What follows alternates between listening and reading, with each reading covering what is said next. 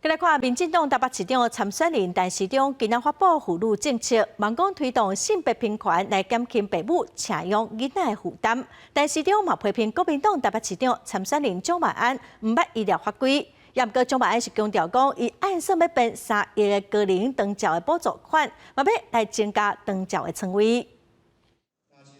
当然，大家知道我年纪稍微偏大，我们在当年我在年轻的时候，其实这种平权的概念稍微是缺乏。陈时中讲起以前的经验，为家庭生活发现性别无平等。特别陈时中发表性别政策，讲要提供临时托育服务，各种性别的安置庇护机制，嘛透过各种设施甲系统的完备，鼓励各种性别拢通参与家庭事务，而且自我实现。不过陈时中半暝伫面册答问，批评前一阵国民党蒋万安提出的长照政策，要甲联合病院的长照床位增加到500张，是甲法律冲突。记者会上搁再批评蒋万安无专业。他本身也是卫环的委员那很多年了，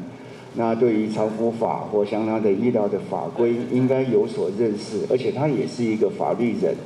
那对整个在提出来的政见跟法律上面的汉格这么的大，倒是让人家觉得意外。蒋万安今日拜会长老教会、相连教会的长老江建庭，面对长照政策受到对手批评，伊搁一摆说明家己的政策。我们提出具体的方法，要来解决现在长照床位不足的问题，